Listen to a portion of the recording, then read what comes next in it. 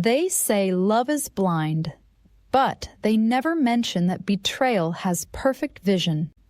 It sees your weaknesses, your hopes, your willingness to believe that someone could never hurt you, and it strikes exactly where you're softest. Tonight, you'll hear the story of a woman who loved with her whole heart and a man who took advantage of every beat. But what he didn't know was this: the darkness he unleashed belonged to her.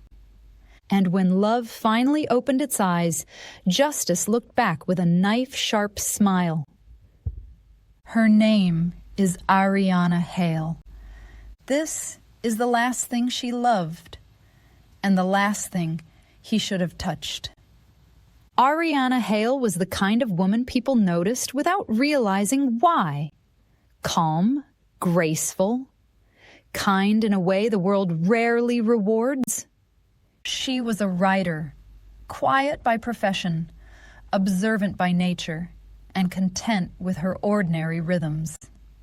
Then Evan Mercer entered her life, handsome with an effortless charm, eyes that caught everything, confidence that wrapped around her like a warm coat. He sat beside her in the cafe she worked from, looking at her laptop screen with a smile. "You write?" he asked.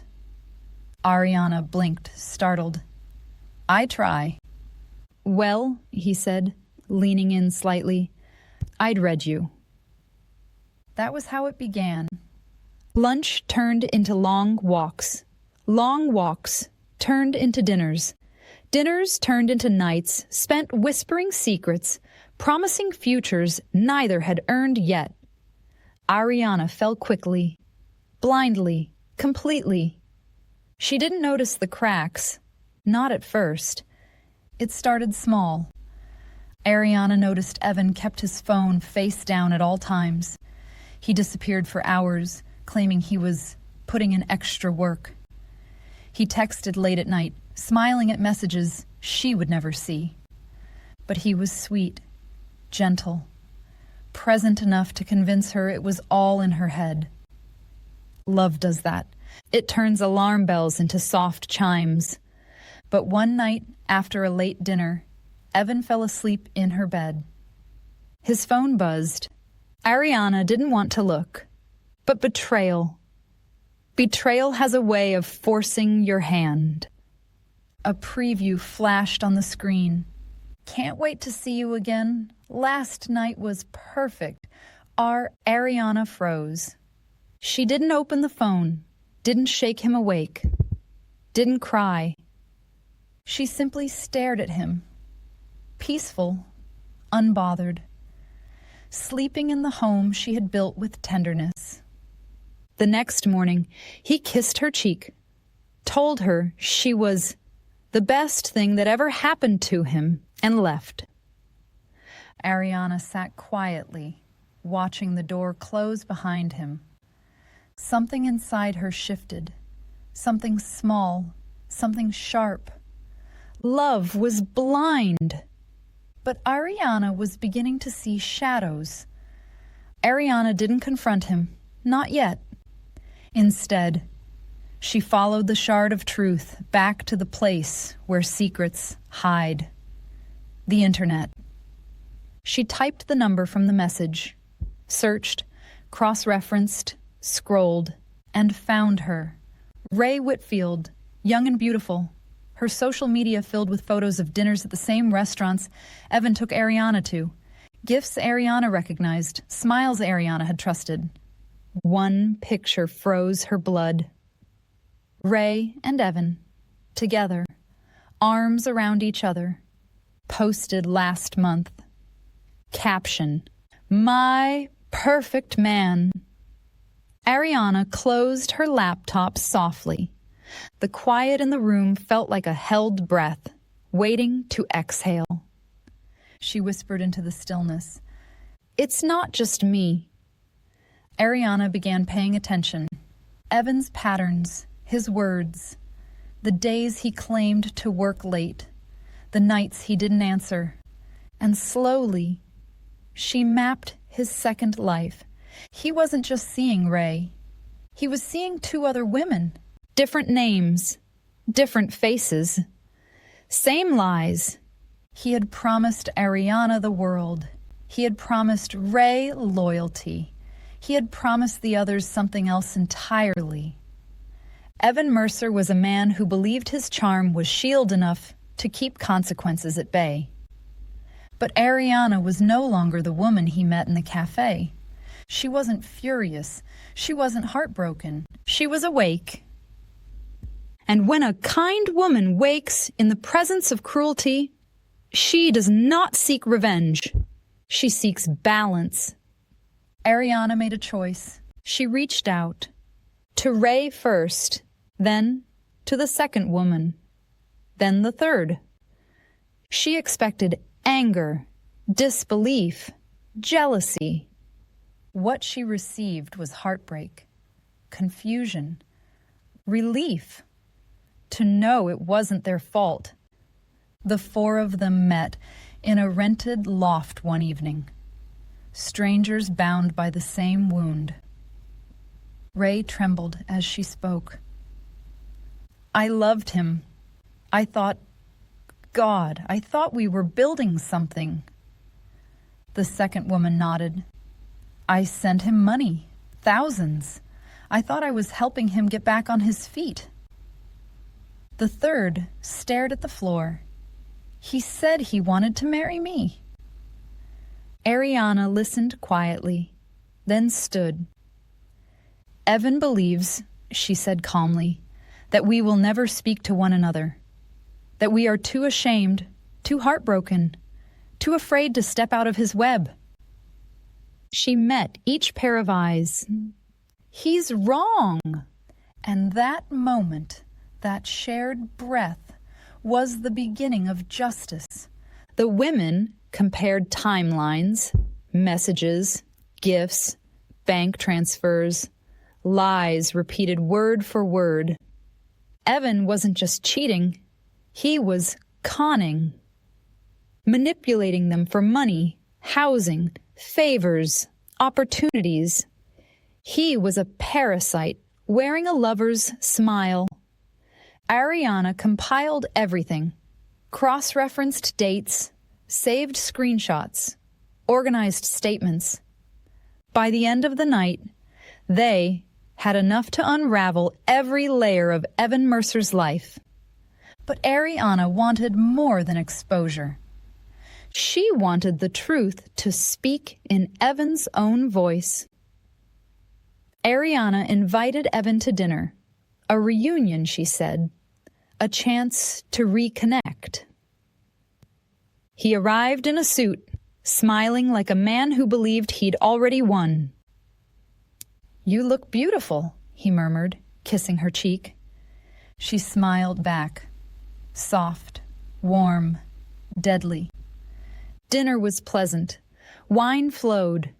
Evan talked about his plans. Lies, everyone. And all the while, a recording device sat beneath the table, hidden inside Ariana's purse. Evan, she said gently, I've been thinking about our future. His smile widened. I knew you'd come around. Tell me, she whispered, have you ever loved someone and someone else at the same time? He laughed, a full, careless laugh. Of course, that's just how it works sometimes. Ariana lowered her gaze. So it wasn't serious with Ray? Evan waved a hand. She's fun, but she's not like you. Ariana swallowed. And the others? He grinned. Options, sweetheart. A man needs options. Ariana nodded and pressed save. The next morning, the truth detonated. The recordings, the screenshots, the timelines, the victims' statements, all sent to Evan's workplace, his family, his friends, his new potential employer, and posted calmly, factually, online. The world saw Evan Mercer not as a charming, misunderstood romantic, but as a predator. His job suspended him. His family cut ties. His landlord demanded payment he didn't have. Women he'd lined up as next prey blocked him instantly. By noon, Evan's life looked like an abandoned construction site. Half-built, falling apart, dangerous to approach. And Ariana? She brewed herself a cup of tea. Just after sunset, Evan showed up at Ariana's apartment, soaked from rain, eyes wild. "You ruined my life," he shouted.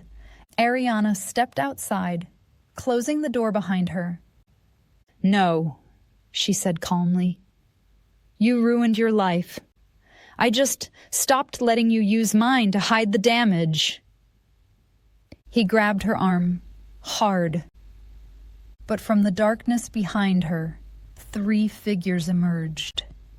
Ray, the second woman, the third.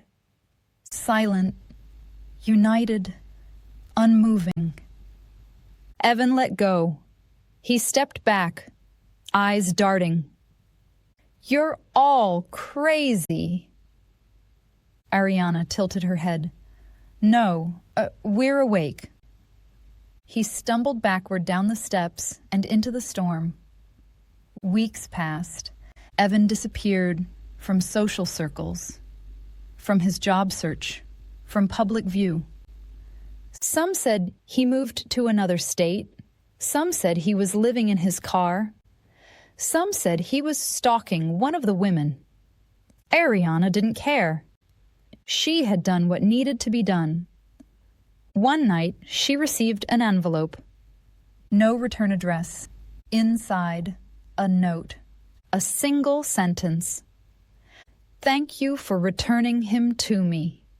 R." Ariana froze. Ray, R, but not Ray Whitfield. Someone else, another R. Another woman in Evan's past. Someone older, someone with darker handwriting. Someone whose identity Ariana did not know. Attached to the note was a photograph of Evan, not smiling, not posing, sitting in a dim room, hands bound, eyes open wide in terror. Behind him, a shadow, a woman's silhouette, a hand on his shoulder. Ariana's breath caught. This wasn't justice, not the kind she delivered. This was something else, something older, something colder. Another note slipped from the envelope. "Betrayal has many victims. You freed the rest. I took what was mine." Ariana stared at the photograph for a long, shaking minute. Then she slid it back into the envelope, walked to the kitchen, lit a match, and dropped the entire thing into the sink to burn. The fire flickered, crackled, died. Ariana whispered into the smoke, "I didn't want this." But the darkness inside her, the part Evan had awakened, answered quietly, "You didn't stop it either." Ariana Hale found her peace eventually. Not in love, not in closure, not in justice, but in knowing the world had reset itself, one weighted truth at a time. Somewhere, someone else had taken the final step she never could. Love had blinded her. Betrayal opened her eyes. Justice, dark, quiet, inevitable, took the rest. And Evan Mercer, his name was never spoken again. Except, sometimes, late at night, in Ariana's thoughts, where she remembered the last thing she saw before the envelope burned away, a shadowed hand on his shoulder, a soft, unmistakable smile in the dark behind him. Justice wasn't hers. but it had come. And in the quiet afterward, Ariana realized she never loved Evan. She loved the moment she finally saw him clearly. The moment she stopped being blind. The moment she walked, eyes open, back into her own life.